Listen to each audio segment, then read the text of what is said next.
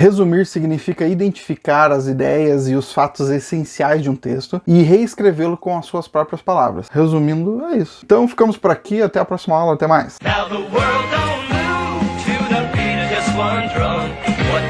Tá, resumir não é tão simples assim, então vamos passo a passo.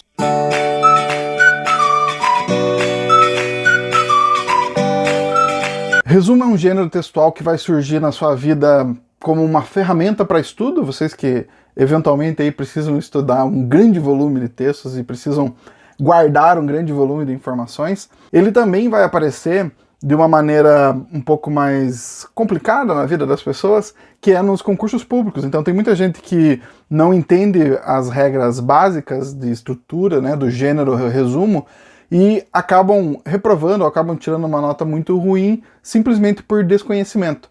Então, as regras são básicas. Eu sei que você pode pensar assim, nossa, eu estou no ensino superior, o cara tá falando aqui de resumo, pelo amor de Deus. Mas esse básico, ele pode te ajudar e muito. Vai por mim, por isso que eu vou falar sobre ele. Antes de falar como se estrutura um resumo, é importante lembrar o que não é um resumo. Então aquela técnica que você usava lá na quinta, sexta série, de pegar um texto, copiar uma frase, pular outras 3, copiar outra frase, pular mais umas 3, aí amontoar tudo e entregar para a professora, isso não é um resumo.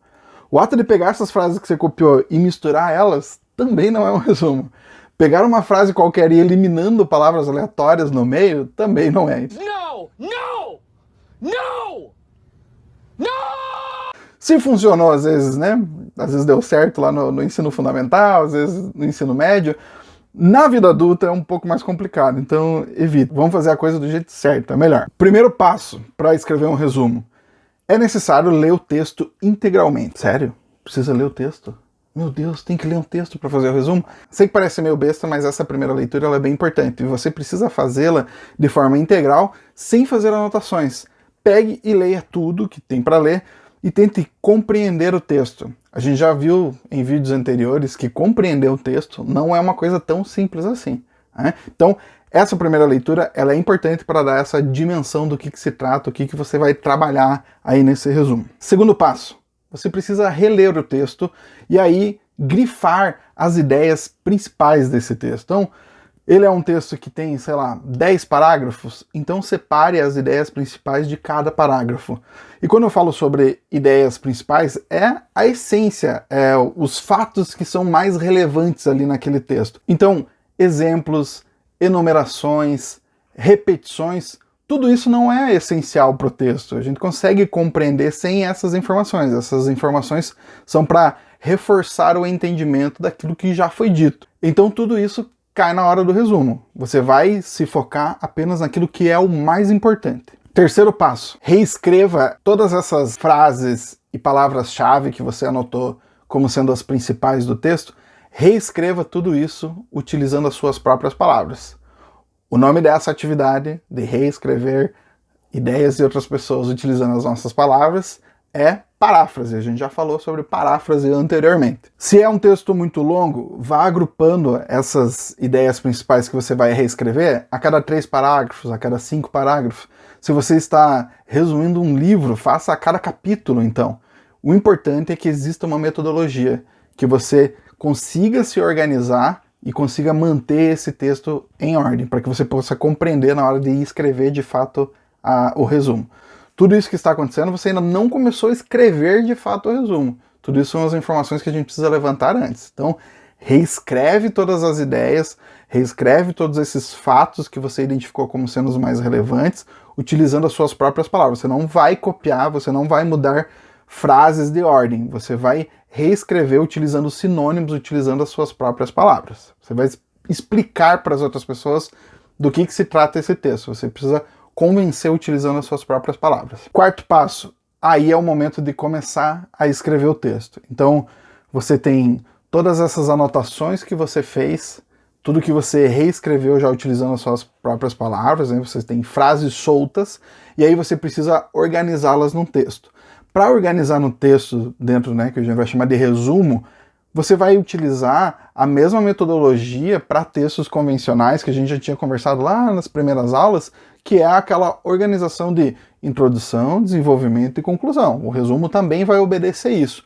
Ele não precisa ter uma quebra de parágrafos, né? Em geral você vai conseguir fazer o resumo num bloco com um texto inteiro, mas dentro desse bloco de texto ele precisa ter todas as informações, introdução, desenvolvimento e conclusão.